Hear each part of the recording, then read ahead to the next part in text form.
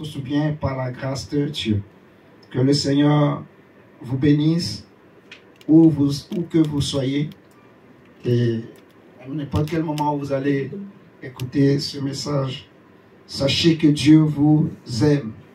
Que Dieu vous aime d'un amour éternel et qui ne vous abandonnera pas. Nous voulons encore partager la parole de Dieu pour être édifié.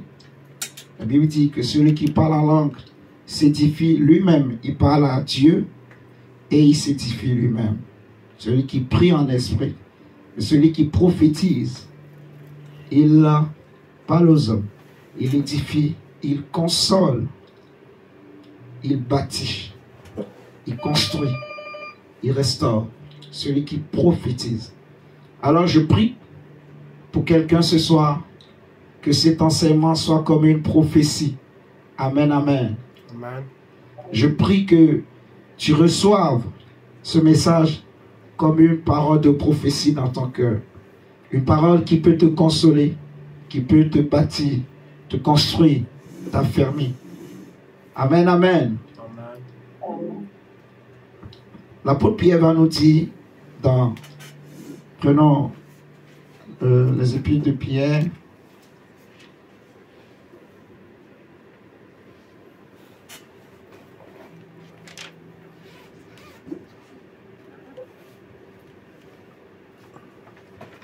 Pierre chapitre 5,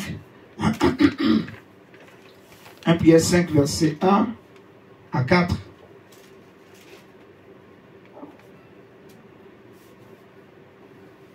Pierre chapitre 5 verset 1 à 4. L'apôtre Pierre dit, je vais essayer de ne pas donner trop de versets, que le Saint-Esprit m'aide. Donc il est écrit dans 1 Pierre 5 verset 1 à 4 que c'est pour cela que j'adresse quelques recommandations à ceux parmi vous qui sont responsables de l'Église. Je leur parle en tant que responsable comme eux et témoin des souffrances de Christ, moi qui ai aussi part à la gloire qui va être révélée. Prenez soin du troupeau de Dieu. Prenez soin du troupeau de Dieu qui vous a été confié.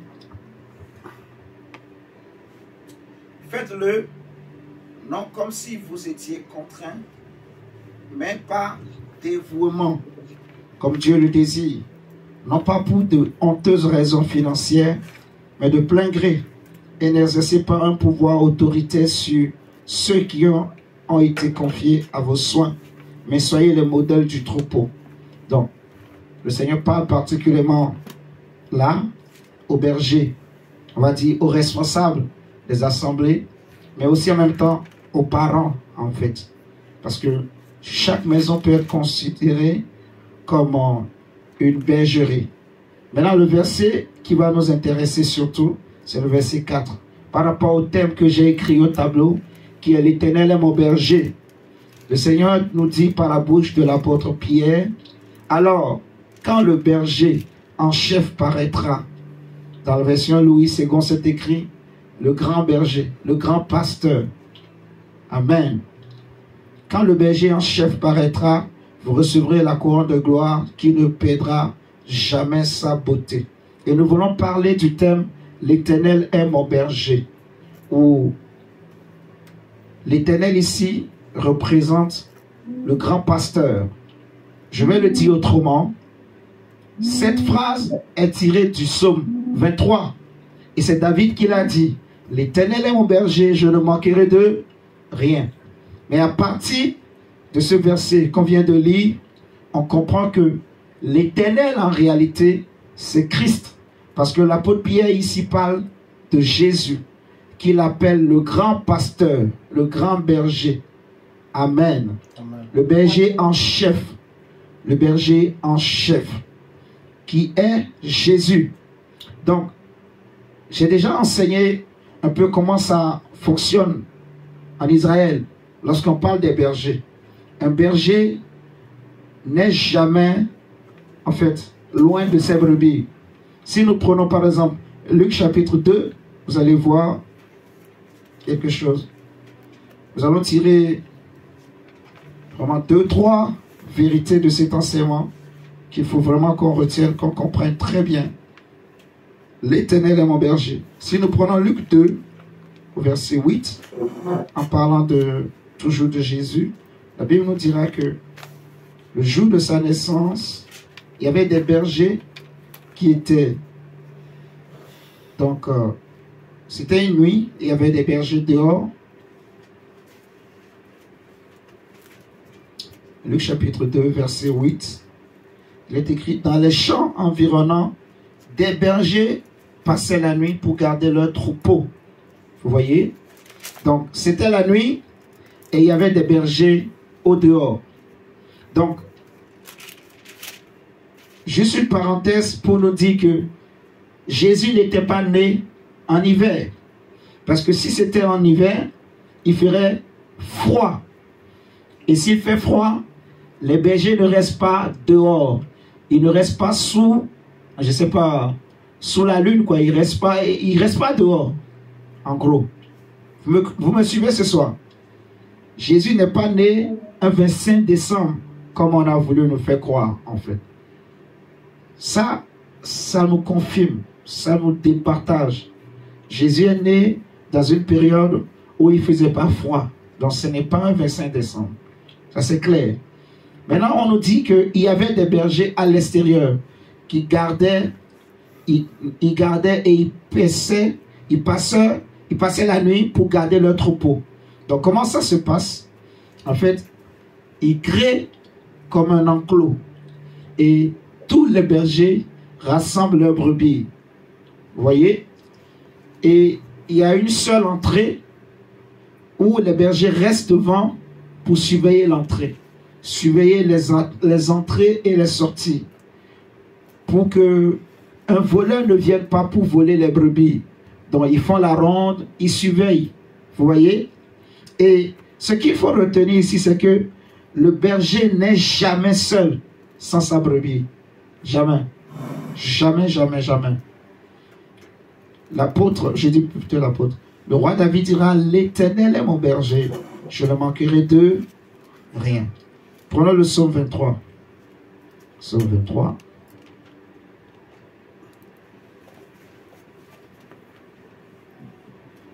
Prenons le psaume 23.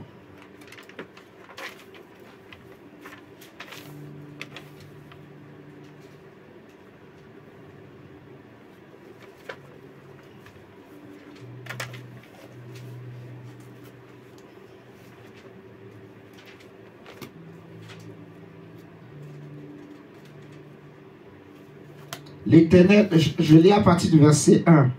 L'Éternel est mon berger, je ne manquerai de rien. Grâce à lui, je me repose dans des prairies verdoyantes. Et c'est lui qui me conduit au bord des eaux calmes. Il me revigore. Et pour l'honneur de son nom, il me conduit sur le droit chemin. Verset 4. Si je devais traverser la vallée où règne d'épaisses ténèbres, je ne craindrai aucun mal, car tu es auprès de moi. Ta houlette me conduit et ton bâton me protège. Je vais relire encore à partir du verset 1. L'Éternel est mon berger, je ne manquerai de rien. Grâce à lui, je me repose dans des prairies verdoyantes. Et c'est lui qui me conduit au bord des eaux calmes. Il me revigore. Il me revigore. Et pour l'honneur de son nom, il me conduit sur le droit chemin. Pour l'honneur de son nom, il me conduit sur le droit chemin.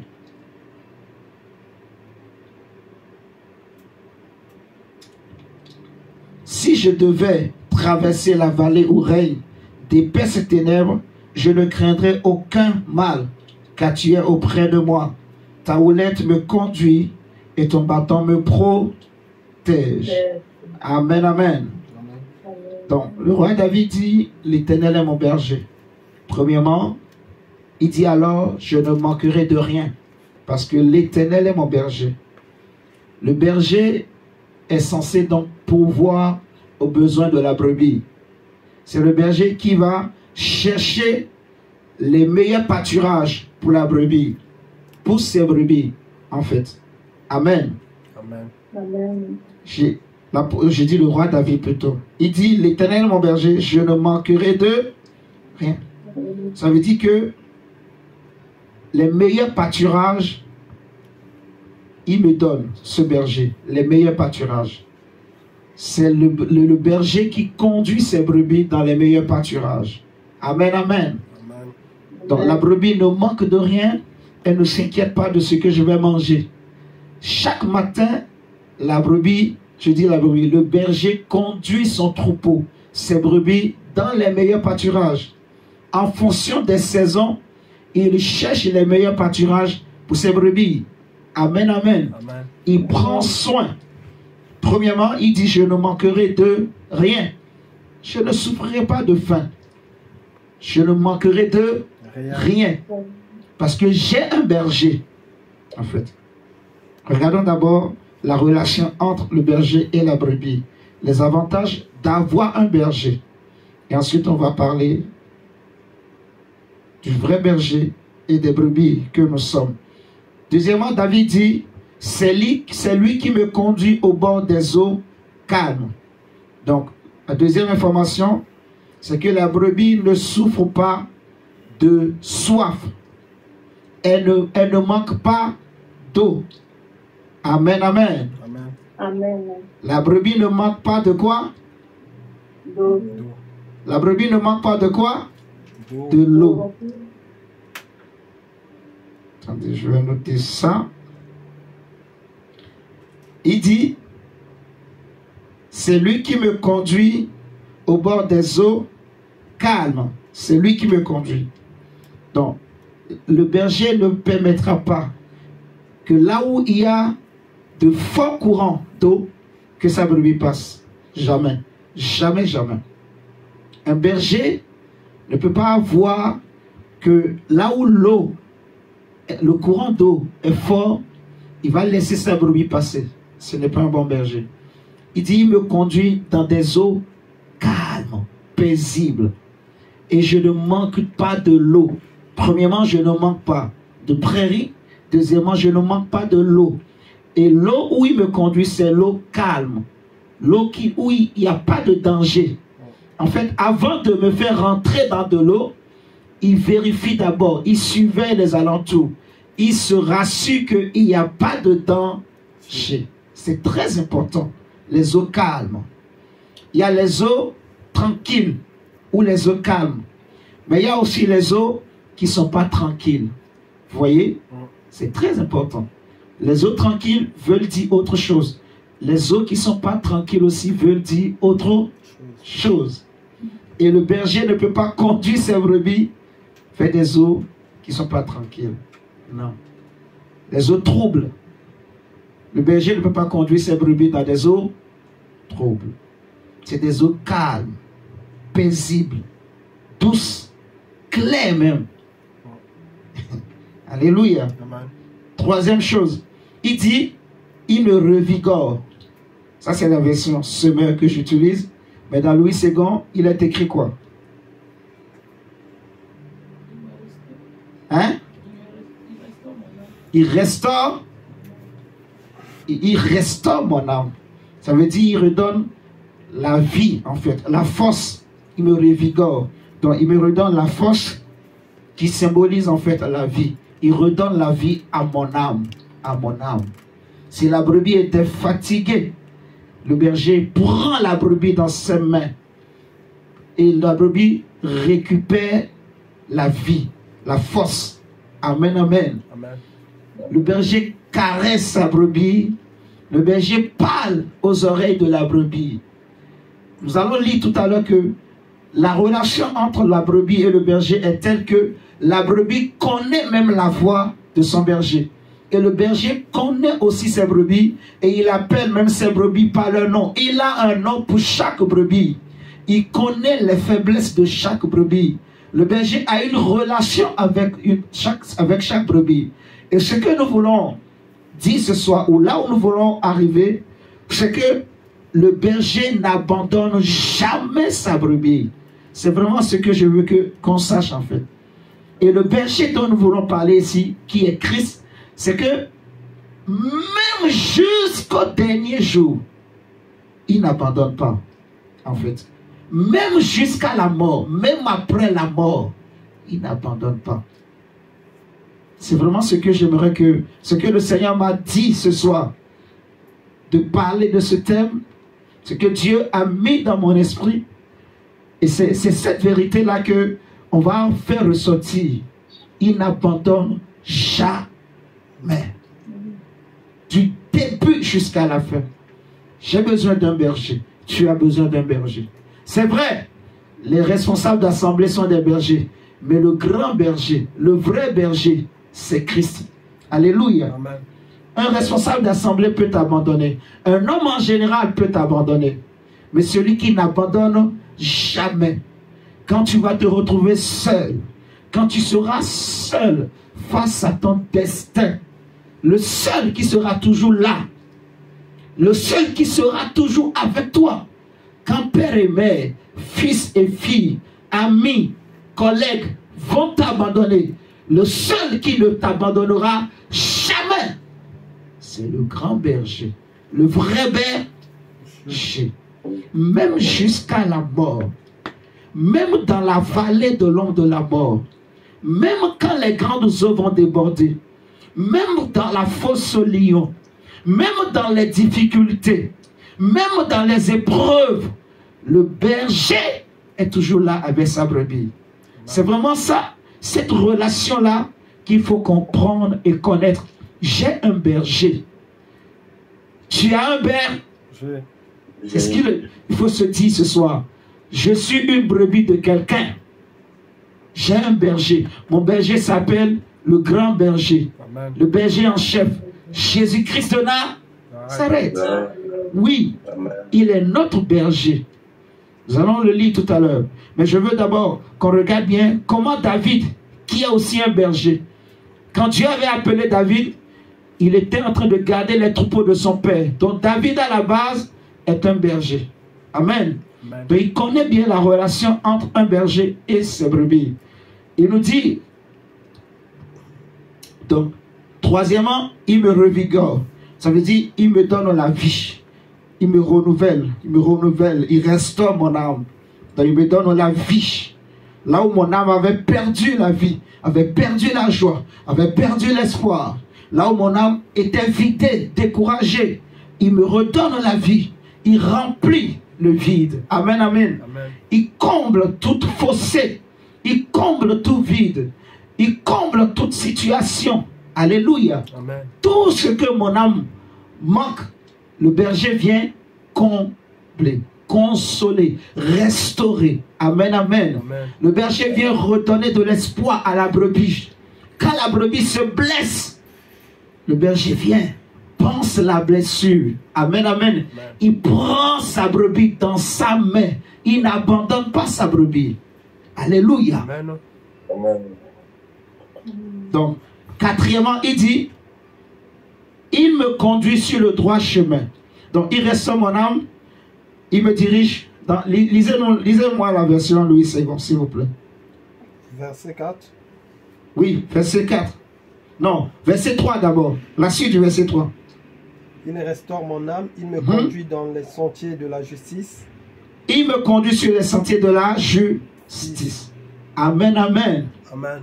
Donc, il ne permet pas que mes pieds heurtent une pierre, en gros. Si je veux dévier, il me ramène par amour pour son nom. À cause de son nom, à cause de son amour, il me ramène toujours sur le droit chemin. C'est pour cela que le berger a toujours deux bâtons. Il a un bâton et il a une houlette. Vous voyez? La houlette et le bâton. Le bâton, c'est pour diriger. La houlette, c'est aussi pour corriger la brebis. Amen, amen. Amen. Si la brebis veut aller loin, souvent les bâtons, il y a comme une corde, un crochet là, pour attraper la brebis. Reviens ici. S'il veut sortir du sentier, il n'appelle pas son nom, mais il le tire. Reviens ici. Il a les yeux partout, le berger. Il protège. Il conduit sur le bon sentier. Amen, amen. Amen. C'est très important. Regardez encore la suite. Verset 4. Quand je marche dans la vallée de l'ombre de la mort, je ne crains Voilà. aucun mal, car tu es avec moi. Ta houlette et ton bâton me rassurent. Amen. Amen. Donc il dit, même quand je marche dans la vallée de l'ombre de la mort, je ne crains aucun mal, car tu es avec moi. Ta houlette et ton bâton me rassurent. Donc la houlette est là pour corriger, le bâton pour ramener sur le droit chemin, ainsi de suite. Donc, on ne va pas lire tout le reste du psaume 23. Prenons maintenant Jean chapitre 10. Jean 10. Jésus dit dans Luc 15, verset 4 à 5 que lequel d'entre vous, s'il a 100 brebis et que l'une d'entre elles se perdait, n'ira-t-il pas chercher la seule brebis qui est perdue? Amen. Amen. C'est pour nous montrer l'amour du berger pour ses brebis. La relation qu'il y a entre le berger et ses brebis. Le bon berger aime ses brebis. Le vrai berger aime ses brebis. Et le vrai berger donne sa vie pour ses brebis. David disait à Saül que quand le lion et l'ours venaient pour attaquer le troupeau, je l'attaquais et je lui arrachais la brebis. Et s'il se dressait contre moi, je le tuais. Alléluia. Donc David mettait sa vie en danger pour ses brebis. Amen, amen. Amen. Pour le troupeau sur lequel on l'avait placé. Donc le bon berger donne sa vie pour ses brebis. On a déjà un enseignement sur ça qui est sur la chaîne YouTube. Donc vous pouvez encore aller réécouter pour encore vous rafraîchir la mémoire. Le bon berger donne sa vie pour ses brebis. Prenons Jean chapitre 10.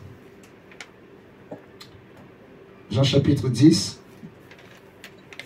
L'Éternel est mon berger. L'Éternel est ton berger. C'est qui l'Éternel? Selon 1 Pierre 5, l'Éternel, c'est Jésus, le berger de nos âmes. Maintenant, Jésus dit, Jean 10, verset 1, « Vraiment, je vous l'assure, si quelqu'un n'entre pas par la porte dans l'enclos où l'on parque les brebis, mais qu'il escalade le mur à un autre endroit, c'est un voleur et un brigand. Celui qui entre par la porte est lui, le berger des brebis. » Amen, amen. Amen. Et c'est très important d'entrer par la porte. Les vrais brebis aussi du Seigneur passent par la porte. Pour rentrer dans l'enclos, il n'y a qu'une seule porte. Ici, l'enclos ici, ça représente en fait le royaume de Dieu. Suivez-moi très bien. Amen. Amen. Nous connaissons à peu près la relation entre le berger et sa brebis, la protection, la sécurité que le berger apporte à la brebis. Vous voyez, l'attention que le berger porte à sa brebis, il est très attentif au moindre mouvement de ses brebis. Amen, amen. Amen. Il veille sur ses brebis, le bon berger.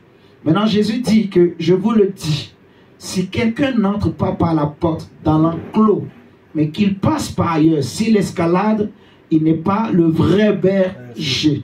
Donc, et le berger et la brebis doivent passer par la porte. C'est pour cela que Jésus dira, entrez par la porte. Vous voyez, la porte étroite et le chemin resserré. Parce que large est la porte et spacieux le chemin qui conduit à la perdition. Et beaucoup passent par là. Mais étroit le chemin, étroite la porte, resserré le chemin qui conduit dans la vie. Amen, amen. Amen. Et très peu passent par là. Et Dieu veut que tu continues de marcher sur le droit chemin. Le chemin qu'il t'a montré. Le chemin pour aller au ciel. Tu ne t'es pas trompé, mon frère, ma soeur. Alléluia. C'est Jésus qui est la porte. C'est lui le vrai berger. C'est lui qui donne le salut. C'est lui qui donne la vie éternelle. Il n'y a pas un autre nom. Il n'y a pas un autre sauveur.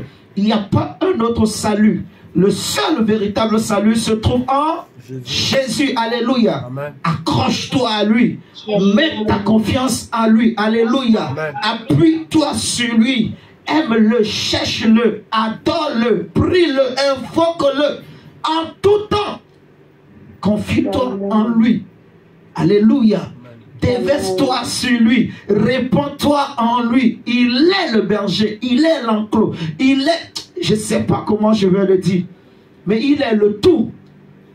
Alléluia. Amen.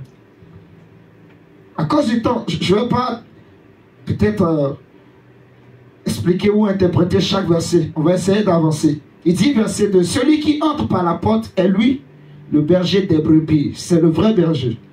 Et c'est Jésus. Il n'est pas venu comme un voleur.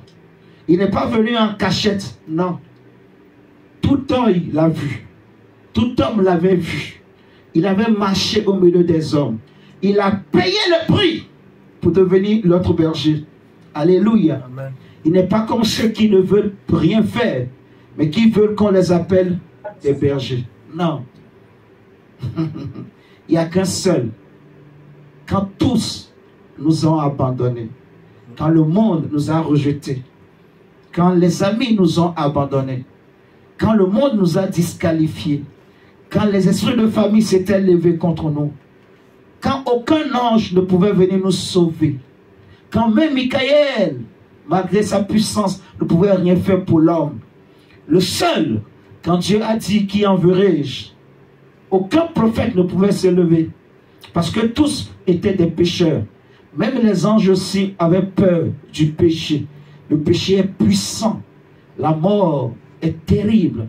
Mais le seul qui avait accepté d'affronter le péché et la mort pour me sauver et pour te sauver, c'est Jésus.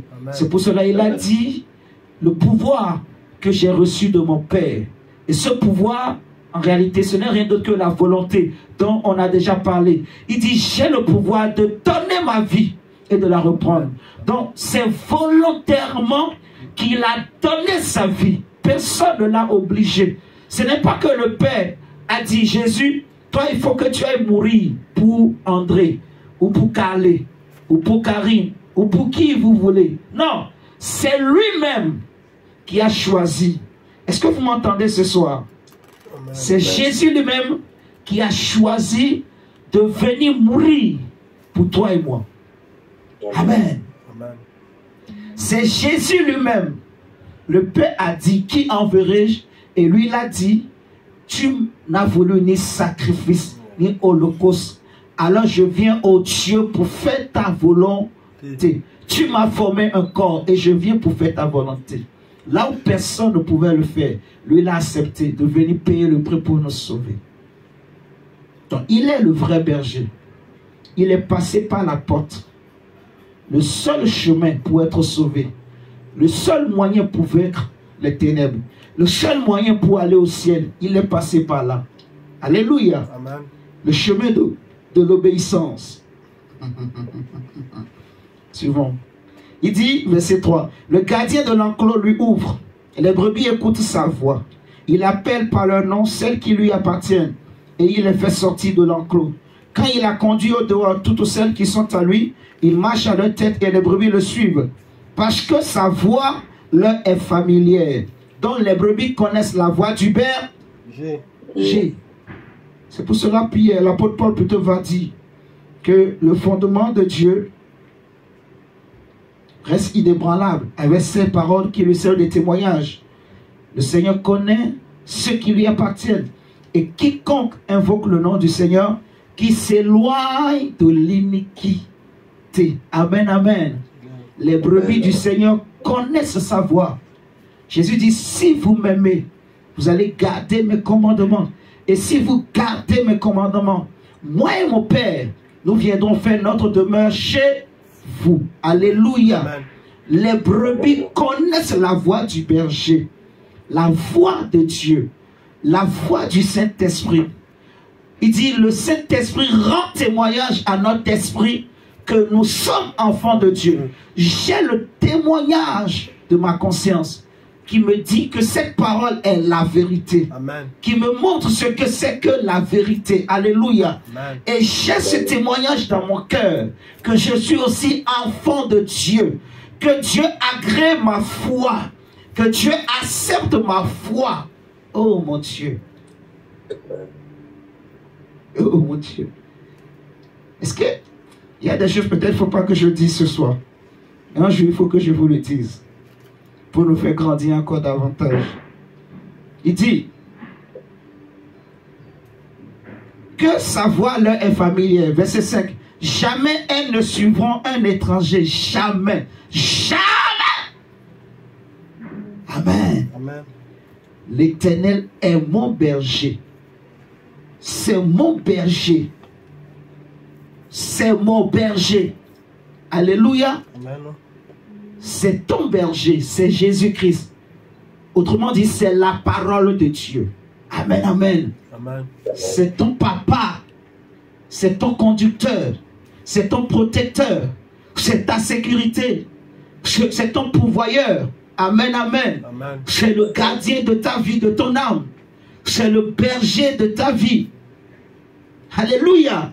Amen. Celui qui ne t'abandonnera jamais. Celui qui ne te quittera jamais. Amen, amen. Amen.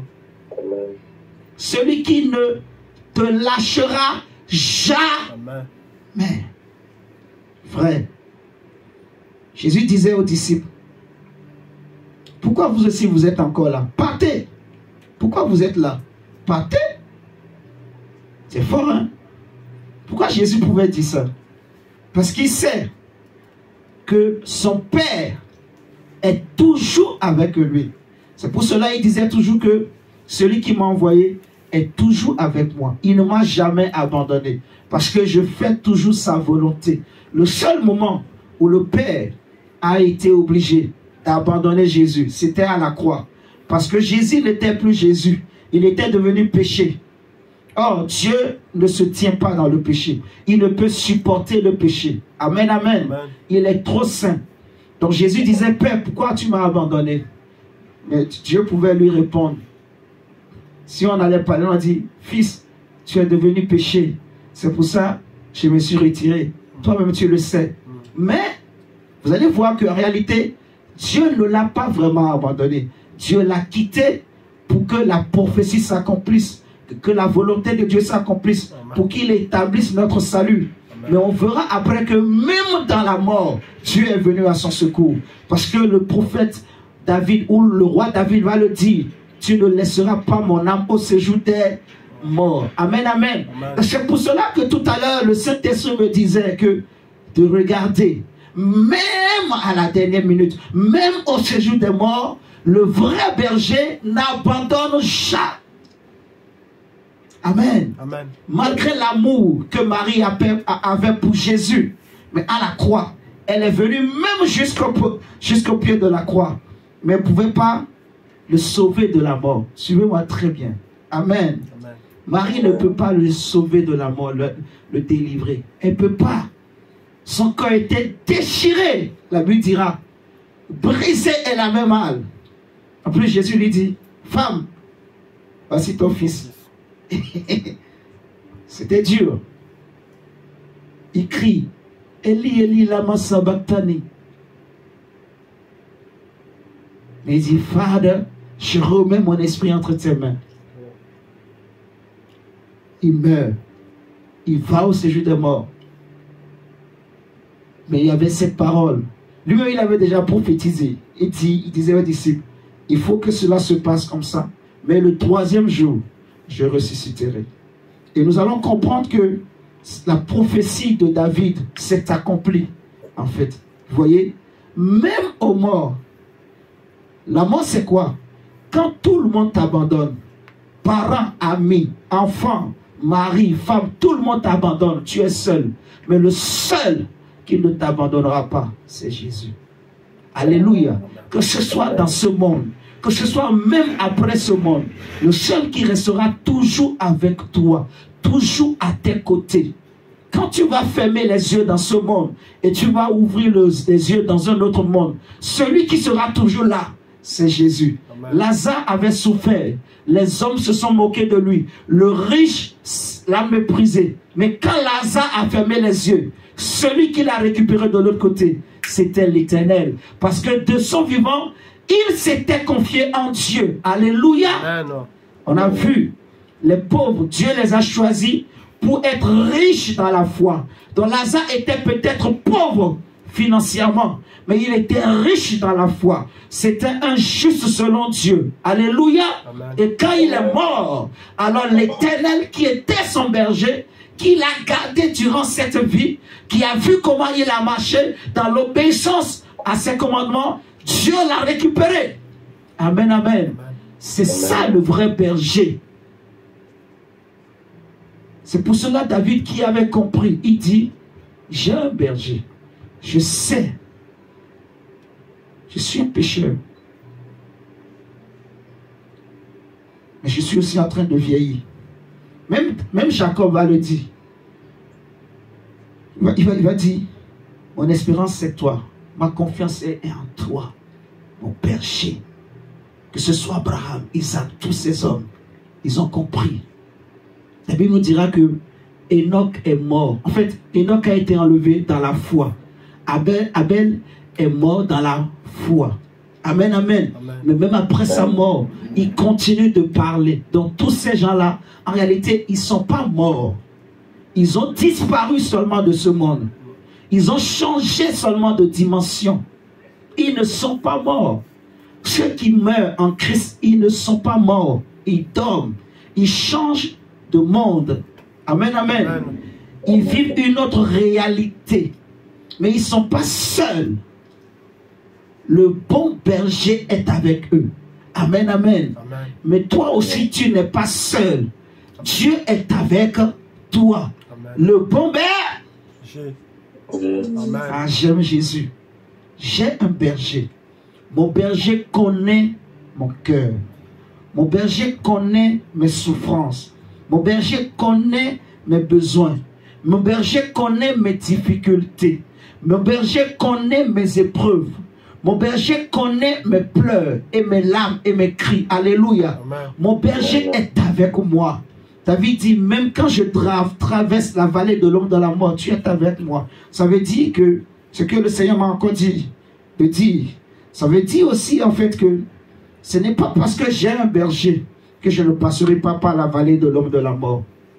Mais la différence c'est que je ne serai pas seul. Je ne sais pas si vous comprenez. La Bible dit, le malheur atteint souvent le juste. Mais l'Éternel l'en délivre toujours. Toujours. Toujours. Toujours. Toujours. L'Éternel l'en délivre toujours. Le bon berger l'en délivre toujours. Donc même quand je passe par la vallée de Baca, ce qu'on appelle la vallée de Baca, ou la vallée de l'homme de la mort, même quand je suis dans la souffrance, je suis dans les inquiétudes, je suis dans les difficultés, je suis dans les épreuves, je ne suis pas seul. Le bon berger est avec moi. Tous les disciples ont abandonné Jésus. Lui-même va leur dire, vous allez tous m'abandonner, mais je ne suis pas seul. Celui qui m'a envoyé est toujours avec moi. Amen, amen. Amen. Donc je veux dire à quelqu'un ce soir que Jésus est avec toi. Alléluia. Amen. Dieu ne t'a pas abandonné. Amen. Regardez avec moi. Toujours. Jean chapitre 10. On va lire le verset 6. Il dit, Jésus leur raconta cette parabole, mais ils ne comprirent pas ce qu'il voulait leur dire. Alors il reprit, vraiment je vous l'assure, moi je suis la porte par où passent les brebis. 1. Donc la porte, comme je disais tout à l'heure, c'est Jésus. Verset 8. Tous ceux qui sont venus avant moi étaient des voleurs et des brigands. Des voleurs et des brigands. Vous voyez? Donc ce que le diable veut faire, c'est que la brebis ignore en fait que le lieu où il est en sécurité, c'est dans l'enclos du berger. Et que la brebis sorte de l'enclos. C'est tout simplement ce que le diable cherche à faire. Parce que si nous lisons la suite, vous allez voir ce que le Seigneur dit. Il dit, Tous ceux qui sont venus avant moi étaient des voleurs et des brigands, mais les brebis ne les ont pas écoutés. Verset 9. C'est moi qui suis la porte. Celui qui entre par moi sera sauvé. Il pourra aller et venir librement. Il trouvera de quoi se nourrir. Verset 10. Il dit, le voleur vient seulement pour voler, pour tuer et pour détruire. Moi, je suis venu afin que les hommes aient la vie, une vie abondante. Moi, je suis le bon berger. Le bon berger donne sa vie pour ses brebis. Je suis au verset 12 maintenant. Celui qui n'est pas le berger, qui n'est pas le propriétaire des brebis, mais que l'on paye pour les garder, se sauve. Lui, dès qu'il voit venir le loup, et il abandonne les brebis. Vous voyez? Alors le loup se précipite sur elle, il s'empare de quelques-unes et disperse le troupeau. Comme j'ai dit tout à l'heure, en fait, celui qui n'est pas le bon berger, il ne donne pas sa vie pour ses brebis. Il ne risque pas sa vie pour ses brebis. Amen, amen. Amen. Jésus dit, verset 13, cet homme agit ainsi parce qu'il est payé pour faire ce travail et qu'il n'a aucun souci des brebis. Verset 14, moi je suis le bon berger, je connais mes brebis et mes brebis me connaissent, tout comme le Père qui me connaît, tout comme le Père me connaît et que je connais le Père. Je donne ma vie pour mes brebis. J'ai encore d'autres brebis qui ne sont pas de cet enclos. Donc le premier enclos, c'est Israël. Et il dit, j'ai encore d'autres brebis qui ne sont pas de cet enclos. Celles-là aussi, il faut que je les amène. Elles écouteront ma voix. Ainsi, il n'y aura plus qu'un seul troupeau avec un seul berger. Amen, amen. Verset 17, si le Père m'aime, c'est parce que je donne ma vie, mais ensuite, je la reprendrai. En effet, comme je disais tout à l'heure, personne ne peut m'ôter la vie. Je la donne de mon propre gré. Donc c'est volontairement, en fait.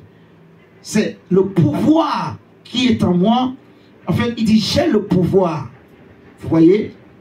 Ce pouvoir-là, comme j'en ai expliqué dernièrement, c'est la volonté. C'est lui-même qui a donné sa vie. Amen, amen. Qui a choisi librement, avec amour, avec joie, avec plaisir, avec bonheur, de donner sa vie. Amen. Amen. Pour que je sois sauvé, pour que tu sois sauvé. Il dit, voilà, personne ne peut m'ôter la vie. Je la donne de mon propre gré. J'ai le pouvoir de la donner et de la reprendre. Tel est l'ordre que j'ai reçu de mon Père. Et c'est le même ordre que toi aussi tu as reçu. Tu as le pouvoir de rester dans la bergerie, de rester dans l'enclos, de t'attacher au berger. Amen, amen, amen. Tu peux choisir. Et je sais que tu as fait le bon choix. Et le Seigneur m'envoie ce soir pour te dire en fait que il est ton berger. Il est le bon berger. Alléluia. Amen. Il ne t'abandonne pas. Même dans le malheur, même dans la difficulté, même dans la souffrance, même dans le doute, quand tu ne comprends pas les choses, le bon berger est avec toi. Alléluia. Amen. Et le berger porte sa brebis. Alléluia. Amen. Il ne t'abandonnera pas. Il te fera traverser les grandes eaux à cause du temps. Parce que la Bible dira dans Ésaïe 43 que même si les grandes eaux débordent, elles ne t'atteindront pas. Alléluia. Amen. Parce que le berger est là, le bon berger. Vous voyez, même si les grandes eaux débordent, tu ne seras pas englouti. Regardez l'histoire. Quand Jésus était dans la barque, il a dit aux disciples, passons de l'autre côté, passons de l'autre bord. Ils sont tous montés dans la barque. Jésus, il s'est endormi. Mais les disciples, parce qu'à un moment donné, l'eau a commencé par devenir maintenant de l'eau trouble. L'eau qui était au départ calme s'est mise à se troubler. On a dit qu'il y avait maintenant un grand vent qui a commencé par souffler et il y avait maintenant comment on appelle ça? Des tornades qui se sont levées, tout ça. Et l'eau commençait par remplir la barque. Les disciples ont commencé par paniquer, oubliant que le bon berger était dans la barque. Alléluia. Amen. Le bon berger est dans la barque. Quand le bon berger est là, je ne m'inquiète de rien. David a compris. Il dit, même quand je marche dans la vallée de l'ombre de la mort, je ne crains aucun mal. Je prie. Alléluia. C'est mon berger. Je me confie en lui. Je ne me confie pas dans mes soucis. Non, je prie. Seigneur, tu es mon berger. Alléluia. Seigneur, tu es mon berger. Je sais que tu me feras traverser. Alléluia. Je sais que j'arriverai de l'autre côté. Je sais, Seigneur, que je relèverai la tête. Alléluia. Je n'ai pas peur. Je ne m'inquiète pas. J'ai confiance en toi. Je m'appuie sur toi. Je sais que tu ne permettras pas, Seigneur, que ton serviteur voie la corruption. Non, Seigneur, tu m'amèneras jusqu'à l'autre bord. Jusqu'à l'autre côté. À cause du temps. Je ne veux pas faire aussi un long message. Je vais m'arrêter là. Qui a compris quelque chose? Amen. Amen. Amen. Nous allons prier notre Seigneur pour dire, Seigneur, tu es mon berger. Tu es mon berger. Le berger de ma famille. Je sais que je ne manquerai de rien. Je sais que cette année-là, Seigneur, j'irai de l'avant. J'irai de l'avant. Je réussirai. Et tu me donneras la joie, le bonheur, la paix. Je sais que même devant les grands défis de la vie, Seigneur, tu seras toujours là avec moi. Tu ne m'abandonneras pas. Tu ne m'abandonneras pas. Tu n'abandonneras pas mon âme. Tu n'abandonneras pas mon âme. Prie le Seigneur. Prions le Seigneur. Merci. Je n'ai pas peur. Je n'ai pas peur de quoi que ce soit. Je n'ai pas peur de l'ennemi. Je n'ai pas peur de la mort. Celui qui a confiance en Dieu, celui qui croit en Dieu, qui a mis sa confiance en Dieu, il n'est pas seul. Le bon berger est avec lui.